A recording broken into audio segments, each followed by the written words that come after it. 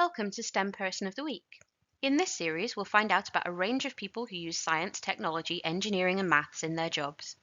This week, we're introducing Don O'Meara, an archaeological science advisor.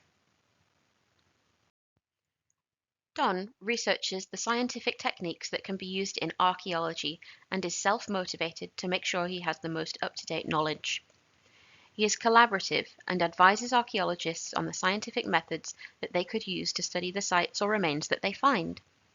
He needs to be imaginative to identify the best advice for each specific project.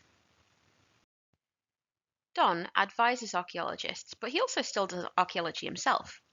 Archaeologists study human activity from throughout history by finding places where they think there's evidence people have been and investigating, normally by digging, to see if they're right. They look out for new discoveries and try to answer questions we might have about the past.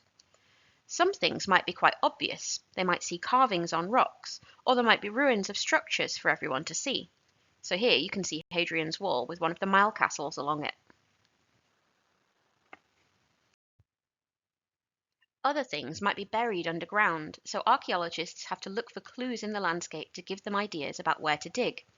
You might see bumps or ridges where there are walls or structures hidden underground. So can you spot anything on this picture that you think an archaeologist might want to investigate? When archaeologists do find a site they want to investigate, they might excavate the area. They'll dig trenches to see what they can find. But they need to look carefully so they don't miss any artifacts in the ground, and they use a lot of tools in their work. When archaeologists dig things up, they need to figure out when they're from. They could be from lots of different time periods, maybe the Bronze Age, Iron Age, Roman, medieval times. Who knows? Quite often these things get cleaned up and put in museums so that we can find out all about them too. Let's have a look at that information about Don again. In the text, there were some words that tell us what he's like, and they're highlighted in orange below. So the first word was self-motivated. And people who are self-motivated like to do things for themselves without being told how to do them. The next word was collaborative. And if you're collaborative, you can work successfully with others to do things. And the last was imaginative. And imaginative people can think of new and interesting ideas.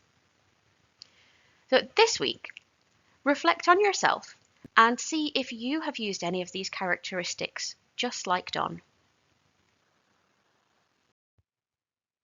Thank you for joining us for this series of STEM Person of the Week, and we hope to see you again soon.